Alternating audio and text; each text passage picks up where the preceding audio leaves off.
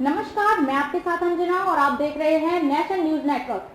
आइए नजर डालते हैं आज की खास खबर पर। राज्यसभा की 6 सीटों के लिए आज से नामांकन। 27 फरवरी को वोटिंग। आरजेडी जेडीयू के 2, बीजेपी कांग्रेस के एक सांसद का खत्म हो रहा कार्यकाल। बिहार में राज्यसभा की 6 सीट पर मतदान के लिए नोटिफिकेशन जारी हो रही है। चुनाव आयोग का अधिसूचना जारी करते ही प्रत्याशियों का नामांकन शुरू हो जाएगा। आज से ही नामांकन शुरू हो जाएगा। राज्यसभा चुनाव के लिए नामांकन करने की अंतिम तारीख 15 फरवरी रखी गई है। बीजेपी के सुशील मोदी, जेडीयू के वशिष्ठ नारायण, राजद के मनोज झा, कांग्रेस प्रदेश अध्यक्ष समेत 6 सांसदों का कार्यकाल खत्म हो रहा है।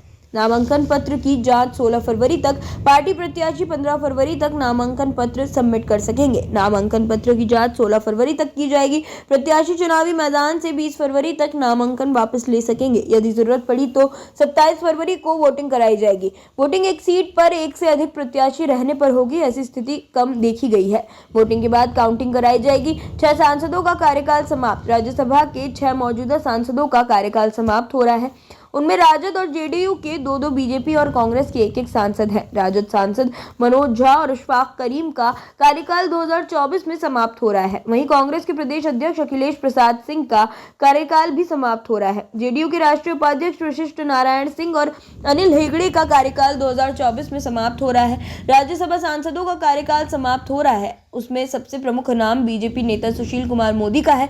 सुशील मोदी का कार्यकाल मात्र 4 साल हो रहा है। साल 2020 में लोजपा नेता रामविलास पासवान की मौत पर यह सीट रिक्त हुई थी। राज्यसभा सांसदों के लिए चुनाव की प्रक्रिया अन्य चुनावों से काफी अलग है। राज्यसभा के सदस्य अप्रत्यक्ष रूप से चुने जाते हैं, यानी जनता नहीं बल्कि विधायक इन्हें चुनते हैं। राज्यसभा चुनाव में जीत के लिए कितने वोटों की जरूरत होती है, ये पहले से ही तय होता है। वोटों की संख्या का कैलकुलेशन कुल विधायकों की संख्या और राज्यसभा सीटों की संख्या के आधार पर होता है। इसमें एक विधायक की वोट की वैल्यू 100 होती है।